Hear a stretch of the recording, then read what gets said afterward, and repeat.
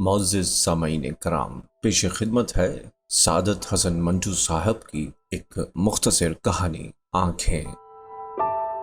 मैं हूँ आपके साथ फैसल सईद जरगाम। आइए बढ़ते हैं कहानी की जानिब।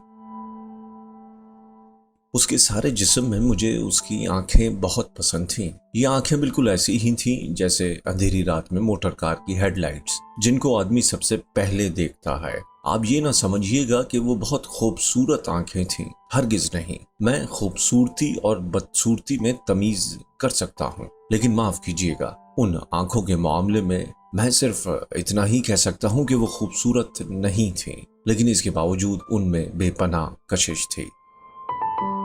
मेरी और उन आंखों की मुलाकात एक अस्पताल में हुई। मैं उस अस्पताल का नाम आपको बताना नहीं चाहता, इसलिए कि इससे मेरे अफसाने को कोई फायदा नहीं पहुंचेगा। बस आप यही समझ लीजिए कि एक अस्पताल था जिसमें मेरा एक अजीज ऑपरेशन कराने के बाद अपनी जिंदगी के आखिरी सांसें ले रहा था। यूं तो मैं तीमारदारी का कायल नहीं, मरीजों के पास जाकर उनको दम दिलासा देना भी मुझे नहीं आता, लेकिन अपनी बीवी के पैहम इसरार पर मुझे जाना पड़ता कि मैं अपने मरने वाले अजीज को अपने खुलूस और मोहब्बत का सबूत दे सकूं।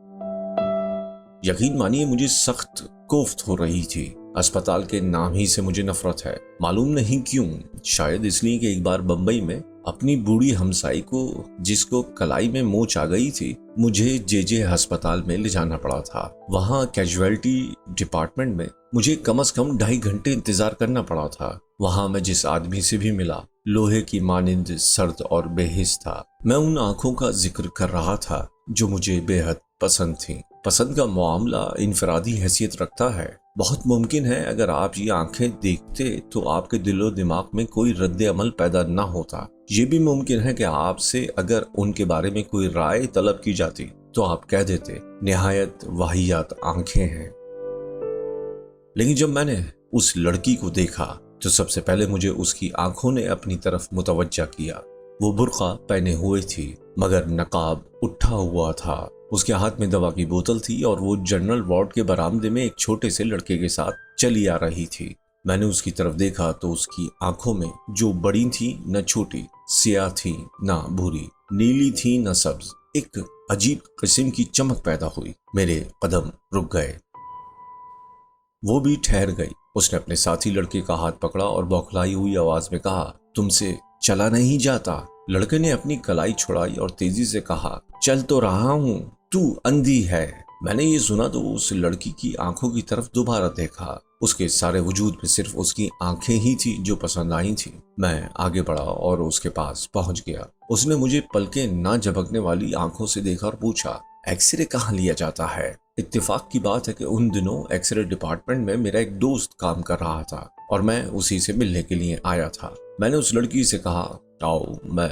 तुम्हें वहां ले चलता हूँ, मैं भी उधर ही जा रहा हूँ। लड़की ने अपने साथी लड़के का हाथ पकड़ा और मेरे साथ चल पड़ी। मैंने डॉक्टर सादिक का पूछा तो मालूम हुआ कि वो एक्सरे लेने में मसरूफ है। दरवाजा बंद था और बाहर मरीजों की भीड़ लगी थी। मैंने दरवाजा खटखटाया। अंदर से तेज और तुंद आवाज आई, कौन है? दरवाजे मत ठोको। लेकिन मैंने फिर दस्तक दी। दरवाजा खुला और डॉक्टर सादिक मुझे गाली देते देते रह गए। ओ, तुम हो? हाँ भाई, मैं तुमसे मिलने आया था। दफ्तर में गया तो मालूम हुआ कि तुम यहाँ हो। आ जाओ अंदर। मैंने लड़की की तरफ देखा और उससे कहा, आओ, लेकिन लड़के को बाहर ही रहने दो। डॉक्टर सादिक ने हौले से मुझसे पूछा, कौन है ये? मैंने जवाब दिया, मालूम नहीं कौन है, एक्सरे डिपार्टमेंट का पूछ रही थी। मैंने कहा, चलो मैं लिए चलता हूँ। डॉक्टर सादिक ने दरवाजा और ज्यादा खोल दिया। मैं और वो लड़की अंदर दाखिल हो गए। 4-5 मरीज थे। डॉक्टर सादिक ने जल्दी जल्दी उनकी स्क्रीनिंग की और इन्हें रुखसत किया। इसके बाद कमरे में हम सिर्फ 2 रह गए, मैं और वो लड़की। डॉक्टर सादिक ने मुझसे पूछा, इन्हें क्या बीमारी है? मैंने उस लड़की से पूछा, क्या बीमारी है तुम्हें? एक्सरे के लिए तुमसे किस डॉक्टर ने कहा था? अंधेरे कमरे में लड़की ने मेरी तरफ देखा और जवाब दिया, मुझे नहीं मालूम क्या बीमारी है। हमारे महल्ले में एक डॉक्टर हैं, उसने कहा था कि एक्सरे लो। डॉक्टर सादिक ने उससे कहा कि मशीन की तरफ आए। वो आगे बढ़ी तो बड़े जोर के साथ उससे टकरा गई। डॉक्टर ने तेज लहजे में उससे कहा, क्या तुम्हें सुझाई नहीं देता? लड़की खामोश रही। डॉक्टर ने उसका बुर्का उतारा और स्क्रीन के पीछे खड़ा कर दिया। फिर उसने स्विच ऑन किया।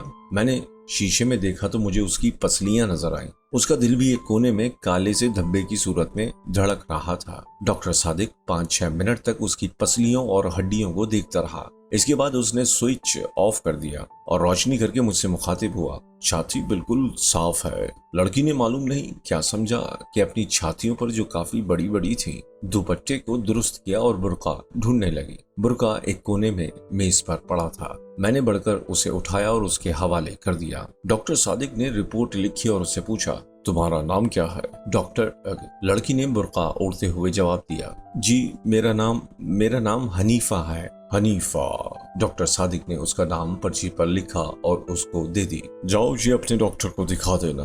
लड़की ने पर्ची ली और कमीज के अंदर अपनी अंगिया में उड़स ली। जब वो बाहर निकली तो मैं गैर इरादी तौर पर उसके पीछे पीछे था, लेकिन मुझे इसका पूरी तरह एहसास था कि डॉक्टर सादिक ने मुझे शक की नजरों से देखा था। इसे जहां तक मैं समझता हूँ, इस बात का यकीन था कि इस लड़की से मेरा ताल्लुक है। हालांकि जैसा आप जानते हैं ऐसा कोई मामला नहीं था, सिवाय इसके कि मुझे उसकी आंखें पसंद आ गई थी। मैं उसके पीछे पीछे था। उसने अपने साथी लड़के की उंगली पकड़ी हुई थी। जब वो तांगों के अड्डे पर पहुंचे तो मैंने हनीफा से पूछा, तुम्हें कहाँ जाना है? उसने एक गली का नाम लिया तो मैंने उससे झूठ मूठ कहा, मुझे भी उधर ही जाना है, मैं तुम्हें तुम्हारे घर छोड़ दूंगा। मैंने जब उसका हाथ पकड़कर तांगे में बिठाया तो मुझे महसूस हुआ कि मेरी आंखें एक्सरेज का शीशा बन गई हैं। मुझे उसका गोश्त पोस्ट दिखाई नहीं देता था, सिर्फ ढांचा नजर आता था। लेकिन इसकी आंखें वो बिल्कुल साबितो सालिम थी, जिनमें बेपनाह कशिश थी।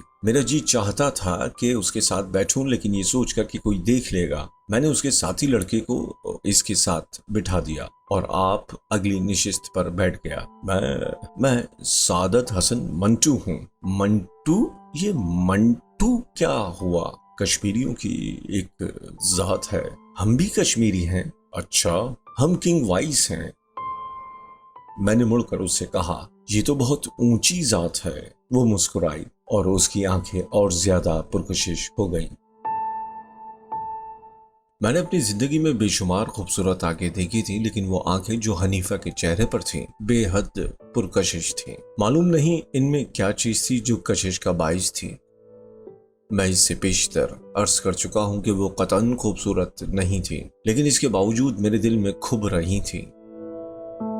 मैंने जसारत से काम लिया और उसके बालों की एक लट को जो उसके माथे पर लटक कर उसकी एक आंख को ढांप रही थी, उंगली से उठाया और इसके सर पर चिस्पा कर दिया। उसने बुरा न माना। मैंने और जिसारत की और उसका हाथ अपने हाथ में ले लिया। इस पर भी उसने कोई मजामत न की और अपने साथी लड़के से मुखातिब हुई, तुम मेरा हाथ क्यों दबा रहे हो? मैंने फौरन उसका हाथ छोड़ दिया और लड़के से पूछा, तुम्हारा मकान कहाँ है? लड़के ने हाथ का इशारा किया। उस बाजार में। तांगे ने उधर का रुख किया। बाजार में बहुत भीड़ थी, ट्रैफिक भी मामूल से ज्यादा। तांगा रुक रुक कर चल रहा था। सड़क में चूंकि गड्ढे थे इसलिए जोर के धचके लग रहे थे। बार बार उसका सर मेरे कांधों से टकराता और मेरा जी चाहता कि उसे अपने जानों पर रख लूं और उसकी आंखें देखता रहूं। थोड़ी देर के बाद उनका घर आ गया। लड़के ने तांगे वाले से रुकने के लिए कहा। जब तांगा रुका तो वो नीचे उतरा। हनीफा बैठी रही। मैंने उससे कहा, तुम्हारा घर आ गया है। हनीफा ने मुड़कर मेरी तरफ अजीबोगरीब आंखों से देखा। बदरू कहाँ है? मैंने उससे पूछा, कौन बदरू? वो लड़का जो मेरे साथ था। मैंने लड़के की तरफ देखा जो तांगे के पास ही खड़ा था। ये खड़ा तो है। अच्छा, ये कहकर उसने बदरू से कहा, बदरू मुझे उतार तो दो। बदरू ने उसका हाथ पकड़ा और बड़ी मुश्किल से नीचे उतारा। मैं सख्त मुतहय्यर था। पिछली नशिस्त पर जाते हुए मैंने उस लड़के से पूछा, क्या बात है, ये खुद नहीं उतर सकती? बदरू ने जवाब दिया, जी नहीं, इनकी आंखें खराब हैं, दिखाई नहीं देता।